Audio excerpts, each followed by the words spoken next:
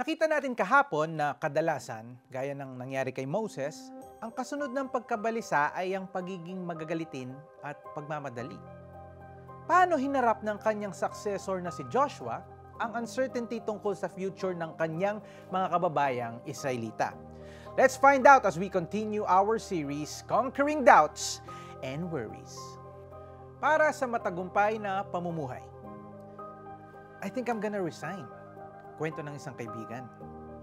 I've been expecting promotion for many years pero wala naman nangyari. Siguro I can find my promised land sa ibang company. Siguro it's time to move on. I'm tired of waiting and expecting. Are you like my friend? Do you feel uncertain about your future, whether it be at work or life in general? Are you on the verge of giving up? This was how the Israelites felt after being in the wilderness for so many years. Moses, their leader, led them out of slavery to journey toward their promised land. But God made them wander in the wilderness because of their doubts, despite the constant miracles they received from God. Joshua was then next in line to lead after Moses.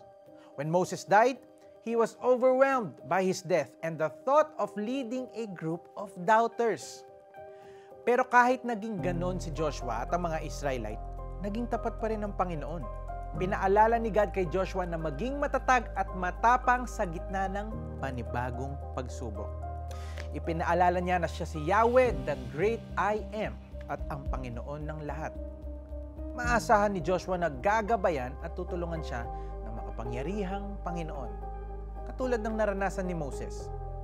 Sa pamamagitan ng pagbubulay at pagsunod sa salita ng Diyos at ang kanyang biyaya, magiging matagumpay ang kanyang buhay at pamumuno. If you are having doubts about your future and you feel like giving up, remind yourself of the times God pulled you out of a difficult patch. Pinakamahalaga sa lahat, gawin mong gabay ang salita ng Diyos upang maging matatag ka at marating mo ang kinabukasang nakabatay sa layunin ng Diyos para sa iyong buhay. Pray po tayo. Panginoong Hesus, umasa ako sa sarili ko at sa ibang tao.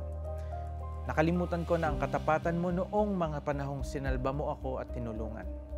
Turuan mo akong manalig, sumunod at magtiwala sa iyong salita at biyaya. Sa ngalan ni Jesus, Amen.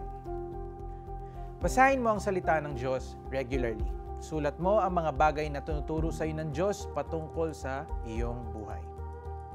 Basta't magpakatatag ka at lakasan mo ang iyong loob.